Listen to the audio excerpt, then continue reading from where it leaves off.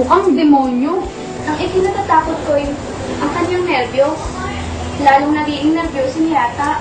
Lagi kaya niyang naaalala? Hindi ba may naluloko sa ganyan? Hindi naman siguro, Ana. Mose, ang gamot na binibigay sa kanya ng doktor.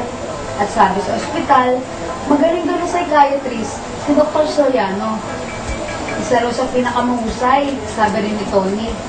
Naaalala ko kasi yung kapitbahay natin sa Kagalangi. Yung bang dalagang anak ng kapitan na dinadala sa Viluna at ipina-electric shock? Bumubula raw talaga ang bibig at talaga namang namumuti at umiikot ang tau-tauhan ng mata. Pero, iba naman siguro yan, ano? Tiyaga. Tiyaga ang kailangan natin, Ana. Mahusay siguro yung likidong tranquilizer na inihahalo ko sa pagkain niya. Biro mo, yung tira niyang pagkain, sinubo kong ibigay kay Sultan ng isang araw. Akalain mo bang nakatulog yung pobreng aso? Yan nga daw ang kailangan. Humupa ka ng nervyos. Sa linggo sa Makalawa, punta ulit rito yung doktor. Malalaman natin kung kailangan ipasok mo din ni Aida sa ospital o ano. Si Tony nga pala. Tony! Bumili ka nga ng gamot, Tony. Nasa komedor yung pera. Opo, itatabi ko na po ito. Bilisan mo kasi kailangan ni Aida eh.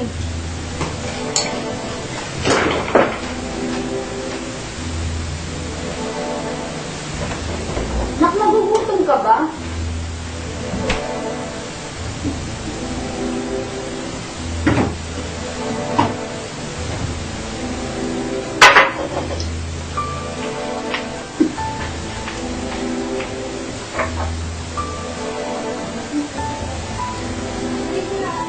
Nak, may problema ka ba?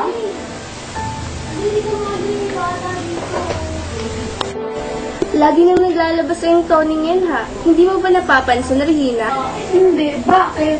Ewan ko. Yung bang lagi na malakad lang? Ugali lang talaga niya ang maglakad, Ana.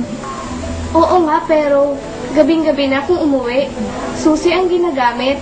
Tanong mo kay Ben. Ayan si Ben. Baka naman pupunta sa klase niya, dyan sa may kabilang kanto. Ewan ko. Si Ben ang tanungin mo, sinong magkakwarto. Kaya lang, nag-aalala ko. Alam mo na ngayon, ikaw na rin ang nagsabing iba na ang kondisyon ngayon.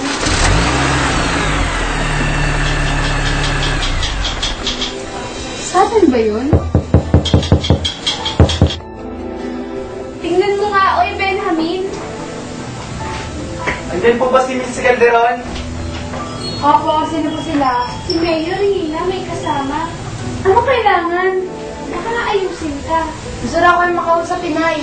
Bakit daw? Ewan ko po. Good evening. Papasukin mo, Ben. Pasok po kayo. Good evening. Good evening. Maupo po kayo. Napasyal kami, Mrs. Siya nga pala. Ang kasama ko nga po pala ay si Konsehal David. Kilala ninyo, Attorney David? Anak ko ninyo, Mrs. Oo. Gwapong bata, boy. Listo. Listong bata. Hindi basta-basta nagpapapasok. Maupo naman ho kayo, Mrs. Kami naman po ni Konsehal ay ngayon ba napadalaw sa inyo. Malaki ang apartment ninyo, Mrs. Masinop, Mayor. Ito ang sasabihin ng kumadre mo na Jose. Malaki-laki rin siguro ang upa ninyo, Mrs. Hindi ho. Amin po ito. Inako pa lang namin ang unang pinto. Ay, dispensa, Mrs. An honest mistake, an honest mistake. Panganay ho. Scholarly type. See a student? No, siguro ang kinukuha, Mrs. AB ho. Saan? UP. UP? Taga-UP pala, Konsehal. Pareho kayo. Taga-UP rin itong si Konsehal, Mrs. Ako ho. Bakit ko ba nasasabi itong di naman ay tatanong? Ay sa Lacson College lamang graduado. Kung sa bagay, Mayor, doon direkta po si Carlos V. Garcia. Bueno. Ang ibig kong sabihin, Mrs., ang isa sa mga hindi ko natupad na ambisyon sa buhay ay yung makapag-aral sa UP. My parents were poor, you see, and I had to work in order to study. Maestra kayo, Mrs. Calderon? Oo, Saan kayo nagtuturo? sa Maynila. Paano ho naman nangyari dito? May bahay ko kami sa Galangin, pero pinapaupahan namin. Mukhang familiar sa akin ang Calderon. I know several people named Calderon. Saan probinsya kayo, Mrs.? Ang asawa ko ay taga Nueva Ecija. Lahiti mo naman akong taga Maynila. Ilocana, mister ninyo? Hindi ho. Hindi mo kababayan, konsehal. I see. You're a widow. Kami ho na may ginabi misis dahil nanggaling pa kami sa squatter area, dyan sa highway. Nagre-representasyon sila sa City Hall. Huwag ko raw silang ipatapon. May mga nakikiusap na riyan, may umiiyak. Ano raw ang gagawin ko sa kanila? Hindi naman ako makatanggi. Or because I came from poor family. Paano po kayo makakatanggi niyon? I could not really have the heart to send them away. Here and there, they are begging and pleading. Marami-rami rin sila mga botante, Mayor. Oh. Naman, misis. Malayo pa ang eleksyon. Ang lagay, dumaan kami roon. We passed there. Kaya, inabi kami sa pagsasadya sa inyo. Ikaw ang demanda, Mayor? Para tayo may magkausap, misis. Which is precisely the suggestion of Judge Joaquin. Precisely. Ang totoo, Mrs. Si Judge Joaquin pa mismo ang nagmungkahi na magkausap kayo. Na kung ako naman natatanungin ay marapat nga lang naman na gawin ninyo. Hindi ba yan ang brilliant ng inyong kumpadre, Mayor? Barad niyo pa ata sa konsilyo. Mahusay para kayo magpalaman salita, konsehal. But that was what the good judge advised. Alam kong mabigat ang aming inilalapit sa inyo.